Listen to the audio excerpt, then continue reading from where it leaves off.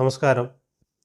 വർഷം 2006 ആൻഡമാൻ നിക്കോബാർ ഐലൻഡിൽ നിന്നും സുന്ദരരാജ്, പണ്ഡിറ്റ് തിവാരി എന്നീ രണ്ട് മത്സ്യത്തൊഴിലാളികൾ ഒരു ബോട്ടിൽ മത്സ്യബന്ധനത്തിനായിട്ട് കടലിലേക്ക് യാത്രയായി. കടലിൽ മത്സ്യബന്ധനം നടത്തുന്നതിനിടയിലെ പ്രകൃതി പ്രക്ഷുബ്ധമാകുകയും കടൽ പ്രക്ഷുബ്ധമാകുകയും കാറ്റിലും പേമാരിയിലും അകപ്പെട്ട് അവരുടെ ബോട്ടിന് നിയന്ത്രണം തെറ്റുകയും ആ ബോട്ട് യാത്രയുടെ യാമങ്ങളിലെ അങ്ങനെ ഒഴുകി നടക്കാനായിട്ട് തുടങ്ങി. ആ ഒഴുക്ക് അവസാനിച്ചതാകട്ടെ ഒരു അജ്ഞാതമായിരിക്കുന്ന ഒരു ദ്വീപിലെ വന്ന് അത് അടുക്കുകയാണുണ്ടായത്. ആ രാത്രി വെളുത്തതിന് ശേഷം ഈ കാണാതായിരിക്കുന്ന രണ്ട് മത്സ്യത്തൊഴിലാളികളെ തിരഞ്ഞു വന്ന രക്ഷാപ്രവർത്തകർ കാണുന്ന കാഴ്ചയെന്ന് പറഞ്ഞാൽ, ഈ രക്ഷാപ്രവർത്തകർ അവരുടെ അടുത്തേക്ക്, ആ ബോട്ടിൻ്റെ അടുത്തേക്ക് ചെല്ലുമ്പോൾ അവർ ഭയന്നു പോവുകയാണ് ഉണ്ടായത്. ഈ മത്സ്യത്തൊഴിലാളികളെ ക്രൂരമായി കൊന്നിരിക്കുന്ന രംഗമാണ് അവർ കാണുന്നത്. മാത്രമല്ല, അവരുടെ മൃതദേഹം വല്ലാതെ വിരൂപമാക്കപ്പെട്ടിരുന്നു ആ സമയത്ത്. ഈ ദ്വീപ് മറ്റെങ്ങുമല്ല, നമ്മളുടെ ഇന്ത്യയിലാണ്. ആൻഡമാൻ നിക്കോബാർ ഐലൻഡുകളുടെ ഭാഗമായിട്ട് നിലകൊള്ളുന്ന നോർത്ത് സെന്റിനൽ ഐലൻഡാണ് ഈ ദ്വീപ് എന്ന് പറയുന്നത്. ഇവിടുത്തെ ദ്വീപ് നിവാസികൾ കുപ്രസിദ്ധരാണ്. കാരണം ഇതുപോലെ ആ ദ്വീപിൽ അകപ്പെട്ടു പോയ മനുഷ്യരെ ക്രൂരമായിട്ട് ഒന്നൊടുക്കിയ ചരിത്രമാണ് ഈ ദ്വീപിലെ നിവാസികൾക്ക് പറയാനായിട്ടുള്ളത്. കാരണം ഇവർ പുറമേ നിന്നുള്ള മനുഷ്യരെ അങ്ങനെ സ്വീകരിക്കാനായിട്ട്, അവർ ഉൾക്കൊള്ളാനായിട്ട് തയ്യാറല്ല. അവരിവരെ കാണുന്നത് ശത്രുക്കളായിട്ടാണ്. എന്തുകൊണ്ടാണ് ഈ ദ്വീപ് ആൻഡമാൻ നിക്കോബാർ ഐലൻഡുകളിൽ വെച്ച് തീർത്തും ഒറ്റപ്പെട്ടു പോയൊരു ദ്വീപായിട്ട് മാറിയത്? ആൻഡമാൻ നിക്കോബാർ ഐലൻഡുകൾ ബ്രിട്ടൻ്റെ നിയന്ത്രണത്തിലായിരുന്നു ഒരു കാലഘട്ടത്തിൽ. ആ സമയത്ത് പോലും ഈ നോർത്ത് സെൻട്രൽ ഐലൻഡിലെ ബ്രിട്ടന് പ്രത്യേകമായിരിക്കുന്ന താല്പര്യങ്ങളൊന്നും തന്നെ ഇല്ലായിരുന്നു. അതിൻ്റെ കാര്യം എന്താണെന്ന് ചോദിച്ചു കഴിഞ്ഞാൽ, അതിന് ഈ ദ്വീപിൻ്റെ പ്രത്യേകത തന്നെയാണ് അതിൻ്റെ പ്രധാന കാരണം. പവിഴപ്പുറ്റുകൾ നിറഞ്ഞ, ആഴം കുറഞ്ഞ, നാച്ചുറലായിട്ടുള്ള, ഹാർബർ ഇല്ലാത്ത, തുറമുഖമില്ലാത്ത ഒരു ദ്വീപാണ്. ജോഗ്രഫിക്കലായിട്ടുള്ള ഘടന തന്നെയാണ് ഈ ബ്രിട്ടീഷുകാരെ ഇതിലേക്ക് ആകർഷിക്കാതിരുന്ന ഒരു ഘടകമെന്ന് പറയുന്നത്. നരവംശ ശാസ്ത്രജ്ഞരെ സംബന്ധിച്ചിടത്തോളം വളരെ ഇൻട്രസ്റ്റിംഗ് ആയിട്ടുള്ള ഒരു വിഷയമാണ് ഈ സെന്റിനലീസ് പീപ്പിൾ എന്ന് പറയുന്നത്. അതുകൊണ്ട് തന്നെ പല നരവംശ ശാസ്ത്രജ്ഞരും ഇവരെക്കുറിച്ച് പഠിക്കാനായിട്ട് ശ്രമിച്ചിട്ടുണ്ട്. അതിൽ നിന്നുള്ള വിവരങ്ങൾ പുറത്തു വരുമ്പോൾ നമുക്കറിയാൻ കഴിയുന്നത് ഇവരുടെ പൂർവികര് ആഫ്രിക്കയിൽ നിന്ന് വന്നവരാണ് എന്നാണ്. മാത്രമല്ല, ഈ ആൻഡമാൻ നിക്കോബാർ ഐലൻഡുകളിൽ തന്നെ ഉള്ള ഓങ്കെ, ജറവ തുടങ്ങിയ ഗോത്രങ്ങളുമായിട്ട് ഇവർക്ക് സമാനതകളുണ്ട്.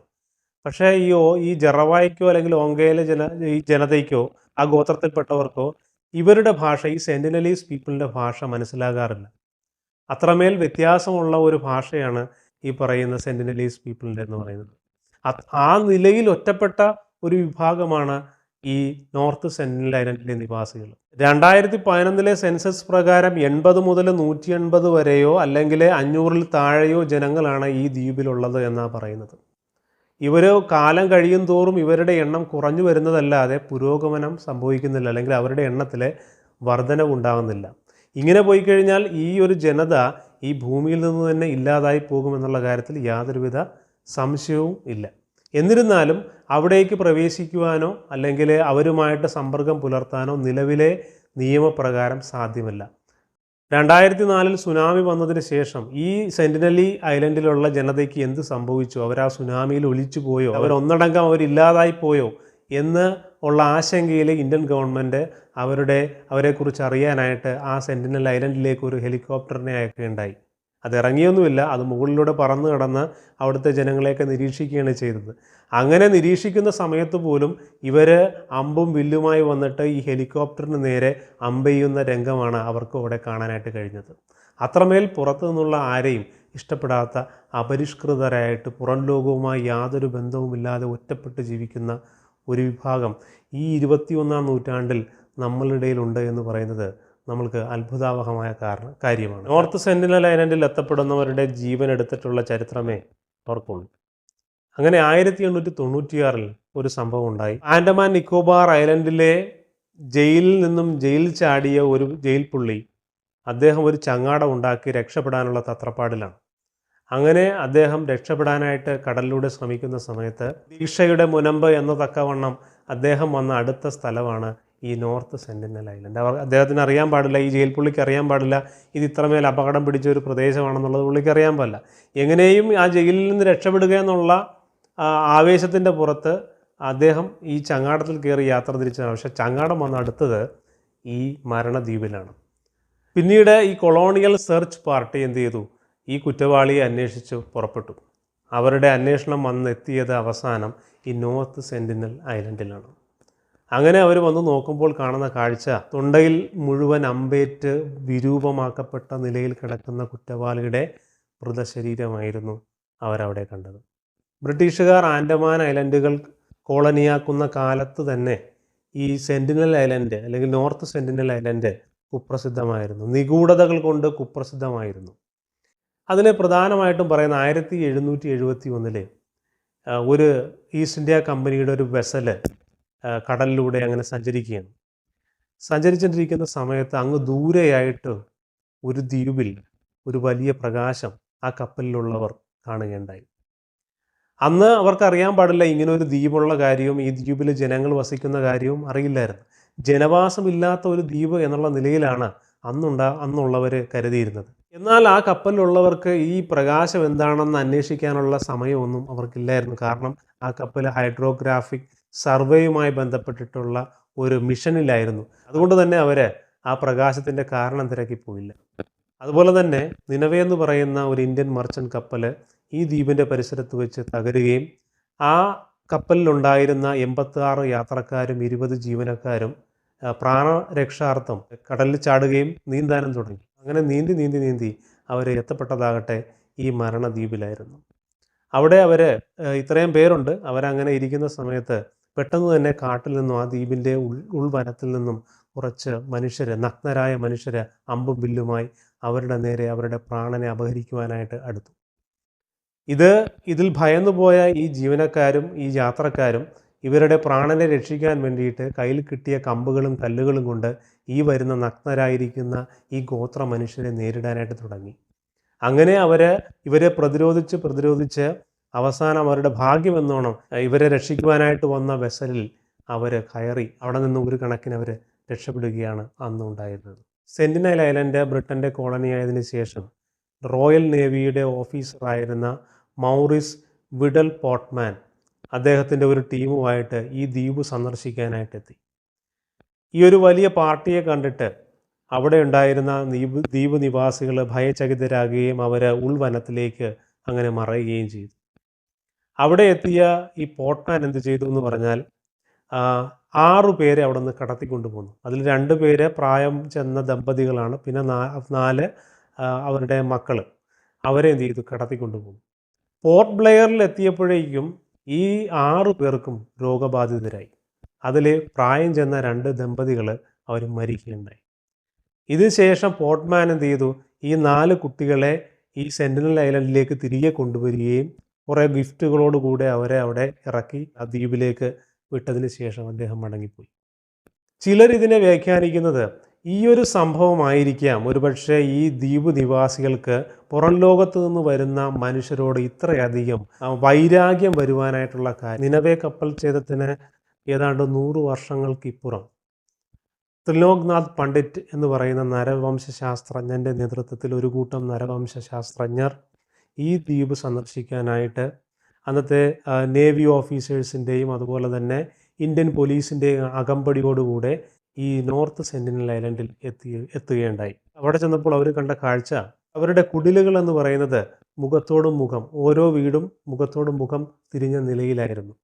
മാത്രമല്ല ആ വീടുകളുടെ മുമ്പിലായിട്ട് തീ കത്തിച്ചതിൻ്റെതായിരിക്കുന്ന അടയാളങ്ങളും അവർക്കവിടെ കാണാമായിരുന്നു. ഈ പണ്ഡിറ്റ് അവരുപയോഗിച്ചിരുന്ന അമ്പും വില്ലും ഒക്കെ എന്ത് ചെയ്തു? മടക്കയാത്രയിൽ അവിടെ നിന്നും എടുത്തുകൊണ്ട് പോന്നു എന്നാണ് പറയുന്നത്.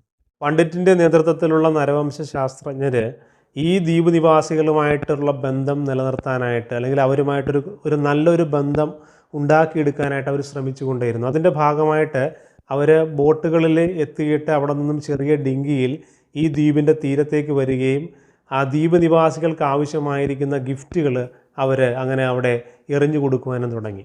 അതിലൊരു പ്രധാനപ്പെട്ട ഗിഫ്റ്റായിരുന്നു തേങ്ങ എന്ന് പറയുന്നത്. തേങ്ങ ആ ദ്വീപ് നിവാസികളുടെ പ്രധാനപ്പെട്ട ഒന്നായിരുന്നു. ആ ദ്വീപിലെങ്ങും തെങ്ങില്ലായിരുന്നു. അതുകൊണ്ട് തന്നെ ഇവർക്ക് ഇത് പ്രിയപ്പെട്ട ഒന്നായിരുന്നു. അത് അവരെ അധികമായിട്ട് അവർ സ്വീകരിച്ചിരുന്നു. അവർ പാത്രങ്ങളോട് താല്പര്യം കാണിച്ചിരുന്നു, മെറ്റൽ പാത്രങ്ങളോടൊക്കെ താല്പര്യം കാണിച്ചിരുന്നു. എന്നാൽ ഒരു സമയത്ത് ഇവർ പന്നിയെ കൊടുത്തപ്പോഴേക്കും അതിനെ അവർ ഒന്ന് കുഴിച്ചിടുകയാണ് ഉണ്ടായത്. പണ്ഡിറ്റിൻ്റെ ടീം ഈ സെൻറ്റിനൽ ജനതയുമായിട്ടുള്ള ബന്ധം നിലനിർത്താനായിട്ട് ശ്രമിച്ചുകൊണ്ടേയിരുന്നു. 25 വർഷം അവർ അതിന് വേണ്ടിയിട്ട് ശ്രമിച്ചു. അതിനുശേഷം പണ്ഡിറ്റ് പറയുന്നത് ഈ ജനത സൗഹാർദ്ദപരമായിട്ട് ഇടപെട്ട് തുടങ്ങിയിരുന്നു, അല്ലെങ്കിൽ സൗഹാർദ്ദപരമായിട്ട് അവർ പെരുമാറി തുടങ്ങിയിരുന്നു എന്നാണ് പറയുന്നത്. അതിന് അദ്ദേഹം തെളിവായിട്ട് മുന്നോട്ട് വെച്ചത് ആ സമയങ്ങളിൽ ഇവർ ഗിഫ്റ്റുമായിട്ട് ഈ സെൻറ്റിനൽ ഐലൻഡിന് തീരത്തേക്ക് അടുക്കുന്ന സമയത്ത് ഈ ജനത അകലേക്ക് നിന്ന് തന്നെ ഇവരെ കാണുമ്പോൾ തന്നെ ഈ കാട് വിട്ട് പുറത്തു വരികയും ഈ ദ്വീപിൻ്റെ തീരത്ത് ഇവരെയും കാത്തു നിൽക്കുന്ന ഒരു രംഗമാണ് പണ്ഡിറ്റ് പറയുന്നത്. മാത്രമല്ല, ഇവരുടെ മനോഭാവം മാറി തുടങ്ങി എന്ന് അദ്ദേഹം അടിവരയിട്ട് പറയാനായിട്ടുള്ളൊരു തെളിവ് ഇവരുടെ കയ്യിലൊന്നും ആയുധമില്ലായിരുന്നു എന്നാണ്. ആദ്യമൊക്കെ ഇവർ ഈ ഗിഫ്റ്റ് സ്വീകരിക്കാൻ വരുന്ന സമയത്തൊക്കെ ഇവരുടെ കയ്യിൽ ആയുധം ഉണ്ടായിരുന്നു. എന്നാൽ പിന്നെ പിന്നെ ഈ വർഷം കഴിയുന്നതിനനുസരിച്ച് ഇവരുടെ കയ്യിൽ ആയുധമില്ലാതെ ഇവർ ഈ ഗിഫ്റ്റ് സ്വീകരിക്കാനായിട്ട് തീരത്തേക്ക് വന്നു എന്നാണ് പറയുന്നത്. ആകെ അവരുടെ കയ്യിലുണ്ടായിരുന്നത് തേങ്ങ പൊതിക്കാനായിട്ടുള്ള ഒരു ഉപകരണവും അതുപോലെ തന്നെ തേങ്ങ ശേഖരിക്കാൻ വേണ്ടിയിട്ടുള്ള ഒരു ബാസ്ക്കറ്റുമാണ് അവരുടെ കയ്യിലുണ്ടായിരുന്നത് എന്നാണ് പറയുന്നത്. അതുപോലെ തന്നെ മറ്റൊരു സംഭവം ഇദ്ദേഹം പറയുന്നത്, ഒരിക്കലും മറ്റൊരു ഗ്രൂപ്പ് നരവംശാസ്ത്രജ്ഞർ ഈ ഐലൻഡിനോട് അടുത്ത സമയത്ത് അകലെ നിന്നും ഇവർ നോക്കുമ്പോൾ കാണുന്ന കാഴ്ച തീരത്ത് ഒരു കൂട്ടം സെൻറ്റിനലീസ് പീപ്പിൾ നിൽക്കുന്നതാണ്. അതിൽ ഒരു മനുഷ്യൻ അമ്പ് ഇവരുടെ നേരെ വില്ലിൽ കോർത്തുകൊണ്ട് ഇവരുടെ നേരെ എയിം ചെയ്യുന്ന നിലയിൽ, ഇവരെ ഉന്നം വെച്ച നിലയിൽ നിൽക്കുന്ന ഒരു രംഗം ഇവർ കാണുകയാണ്. ഉടനെ തന്നെ അടുത്ത് നിന്ന സ്ത്രീ ഈ അമ്പ് എടുത്ത് താഴെ ഇടുകയാണ്. അവൻ്റെ കയ്യിൽ നിന്ന് വാങ്ങിച്ച് താഴെ ഇട്ടു. പിന്നീട് ഈ മനുഷ്യൻ ചെയ്യുന്നതെന്ന് പറഞ്ഞു കഴിഞ്ഞാൽ ഈ മനുഷ്യൻ ഒരു കുഴി കുഴിച്ചിട്ട് ഈ അമ്പും വില്ലും എടുത്ത് ആ കുഴിയിലിട്ട് മൂടിയിട്ട് ഇവരെ വെൽക്കം ചെയ്യുന്നതായിട്ട്. അപ്പോൾ അതിൽ നിന്നും ഇവർക്ക് മനസ്സിലായ കാര്യമെന്ന് പറഞ്ഞാൽ ഇവർ സൗഹാർദ്ദപരമായിട്ട് ഇടപെട്ട് തുടങ്ങി എന്നുള്ള നിലയിൽ ആണ് അവർ അതിനെ മനസ്സിലാക്കിയത്. എന്നാൽ മറ്റു ചിലർ ഇതിനെ സംബന്ധിച്ച് പറയുന്നത് ഇതൊരു പക്ഷേ അവരുടെ ഒരു ആചാരപരമായിരിക്കുന്ന മര്യാദയായിരിക്കാം. ഏതായാലും കൃത്യമായിട്ട് ഇത് എന്ത് ആയിരുന്നു, സൗഹാർദ്ദപരമായിരിക്കുന്ന ഒരു സ്വീകരണമായിരുന്നു അല്ലെങ്കിൽ ആചാരപരമായിരിക്കുന്ന എന്തെങ്കിലും മര്യാദയായിരുന്നു എന്നൊന്നും ഇന്നും കൃത്യമായിട്ട് അവർക്ക് അതിൽ ഒരു നിഗമനത്തിലെത്താനായിട്ട് സാധിച്ചിട്ടില്ല. എന്നാൽ എല്ലായ്പ്പോഴും അവർ സ്വീകരണ മനോഭാവത്തോടു കൂടിയുമല്ല നരവംശാസ്ത്രജ്ഞരെ എതിരേറ്റത് എന്നതുകൂടി ഇതിനോട് ചേർത്ത് വായിക്കേണ്ട ഒന്ന് തന്നെയാണ്. 1996 ഇന്ത്യൻ ഗവൺമെൻറ് നരവംശാസ്ത്രജ്ഞർ ഈ നോർത്ത് സെൻറ്റിനൽ ഐലൻഡിലേക്ക് പ്രവേശിക്കുന്നത് നിയമം മൂലം വിലക്കുകയുണ്ടായി. അവസാനമായിട്ട് നോർത്ത് സെൻറ്റിനൽ ഐലൻഡ് വാർത്താ പ്രാധാന്യം നേടുന്നത് അമേരിക്കൻ ക്രിസ്ത്യൻ മിഷണറി ആയിരുന്ന ജോൺ അലൻ ചോയുടെ മരണവുമായി ബന്ധപ്പെട്ടിട്ടാണ്. അദ്ദേഹം വളരെ സാഹസികമായിട്ട് ഈ ആൻഡമാൻ നിക്കോബാർ പരിസരത്തുള്ള മത്സ്യത്തൊഴിലാളികളുടെ സഹായത്തോടു കൂടി ഈ ദ്വീപിലേക്ക് രഹസ്യമായിട്ട് എത്തിപ്പെടുകയാണുണ്ടായത്. ഈ മത്സ്യത്തൊഴിലാളികൾ ആ ദ്വീപിലേക്ക് ചെന്നില്ല, ബോട്ടിൽ അവർ അകലെ മാറിയിട്ട് നിന്നു. അദ്ദേഹം ആ ദ്വീപിലേക്ക് പ്രവേശിച്ചപ്പോൾ തന്നെ അവരെന്ത് ചെയ്തു, ഈ ദ്വീപ് നിവാസികൾ അദ്ദേഹത്തെ ആക്രമിക്കുകയും അദ്ദേഹത്തെ വധിക്കുകയും ചെയ്തു എന്നാണ് ദൃക്സാക്ഷികളായിരിക്കുന്ന ഈ മത്സ്യത്തൊഴിലാളികൾ പറയുന്നത്. അദ്ദേഹത്തെ അങ്ങനെ ആ മണലിലൂടെ വലിച്ചിഴച്ചുകൊണ്ട് പോവുകയും കുഴിയെടുത്ത് ആ കുഴിയിൽ മൂടുകയും ചെയ്തു എന്നാണ് ഇവർ പറയുന്നത്. ജോൺ അലൻ ചോ എന്ന് പറയുന്ന ക്രിസ്ത്യൻ മിഷണറിക്ക് ഇതിൻ്റെ വല്ല ആവശ്യമുണ്ടോ എന്ന് ചോദിക്കുന്നവരോട് പറയാനുള്ള കാര്യം, ഇങ്ങനെയുള്ള പല ദുർഘടമായിരിക്കുന്ന സാഹചര്യങ്ങളിലും ഇടപെട്ടിട്ടുള്ള ചരിത്രമാണ് ക്രിസ്ത്യൻ മിഷണറിമാർക്കുള്ളത്. നമ്മുടെ കേരളത്തിലെടുത്ത് നോക്കിയാൽ കേരളത്തിന് എന്തുകൊണ്ട് നമ്മൾ സാക്ഷരതയിൽ മുന്നിൽ നിൽക്കുന്നു എന്ന് ചോദിച്ചാൽ, അല്ലെങ്കിൽ സാംസ്കാരികപരമായിട്ട് നമ്മൾ മുന്നിൽ നിൽക്കുന്നു എന്ന് ചോദിച്ചു കഴിഞ്ഞാൽ അതിന് അടിസ്ഥാനമിട്ട മനുഷ്യർ ക്രിസ്ത്യൻ മിഷണറിമാരാണെന്നുള്ളത് നമുക്ക് കാണാനായിട്ട് കഴിയും. അപ്പോൾ അതുകൊണ്ട് ഈ സെൻറ്റിനലീസ് പീപ്പിളിനെ കുറിച്ച് വിലപിക്കുന്നവരോട് പറയാനുള്ള കാര്യം എന്ന് പറഞ്ഞാൽ, സെൻറ്റിനലീസ് പീപ്പിളിനെ കുറിച്ച് വിലപിക്കുമ്പോൾ നമ്മൾ ഇങ്ങനെ വിലപിക്കുക, നമ്മൾ അനുഭവിക്കുന്ന ആധുനികതയും നമ്മൾ അനുഭവിക്കുന്ന സുഖ സൗകര്യങ്ങളും നമ്മൾ അനുഭവിക്കുന്ന എല്ലാ അവകാശങ്ങളും ഈ ലോകത്തിൻ്റെ മനോഹരത്വവും ആ ജനതയും കാണട്ടെ. ആ ദ്വീപും ആ ചുറ്റുവട്ടവുമാണ് അവരാകെ കാണുന്നത്. അതുകൊണ്ട് അവർ അന്യം നിന്ന് പോകാതിരിക്കും. 2011 സെൻസസ് പ്രകാരം 500-ൽ താഴെ അവരുടെ ജനസംഖ്യ ഉള്ളൂ എന്നാണ് പറയുന്നത്. അങ്ങനെയെങ്കിൽ അവർ കാലം പുരോഗമിക്കുന്നതിനനുസരിച്ച് അവരുടെ എണ്ണം പെരുകുകയല്ല, അവരുടെ എണ്ണം കുറഞ്ഞു വരികയാണ് ചെയ്യുന്നത്. അങ്ങനെയെങ്കിൽ അവർ വംശനാശ ഭീഷണിയിലാണ്. അവരെ സംരക്ഷിക്കണം. അവരെ സംരക്ഷിക്കുവാൻ നമ്മുടെ വൈദ്യശാസ്ത്രം അത്രമേൽ പുരോഗമിച്ചു കഴിഞ്ഞു. അവരെ എന്നല്ല, ലോകത്തിലുള്ള നമ്മുടെ മനുഷ്യൻ്റെ ചരിത്രം എടുത്തു നോക്കിയാൽ തന്നെ നമുക്ക് കാണാം, സംരക്ഷിക്കാൻ പര്യാപ്തമായ ഒരു വൈദ്യശാസ്ത്രം നമുക്കിന്നുണ്ട്, സാങ്കേതികവിദ്യ നമുക്കുണ്ട്. അങ്ങനെയെങ്കിലേ ആ ജനതയെ നമ്മൾക്ക് സംരക്ഷിക്കാനായിട്ട് കഴിയും. അവരുടെ മേൽ നമ്മളുടെ സഹോദരങ്ങൾ എന്നുള്ള നിലയിൽ നമ്മൾ അവരെക്കുറിച്ച് ചിന്തിച്ചു കഴിഞ്ഞാൽ അവർ മൃഗങ്ങളെപ്പോലെ നഗ്നരായിട്ട് ആ ഒരു ദ്വീപിൽ ഒറ്റപ്പെട്ടു പോകാൻ നമ്മൾക്ക് മനസ്സാകില്ല. അങ്ങനെ ഒറ്റപ്പെട്ട് അവരായിട്ട് ജീവിക്കാൻ നമ്മൾ അവരെ അങ്ങനെ അനുവദിക്കുകയില്ല. അവരെയും പരിഷ്കൃത മനുഷ്യരാക്കി ലോകത്തിൻ്റെ എല്ലാ അവകാശങ്ങളും അനുഭവിക്കുന്നവരാക്കി തീർക്കാനായിട്ടേ നമ്മൾ ശ്രമിക്കുകയുള്ളൂ എന്ന് മാത്രം പറഞ്ഞുകൊണ്ട് ഈ വീഡിയോ ഇവിടെ അവസാനിപ്പിക്കുന്നു. നന്ദി, നമസ്കാരം.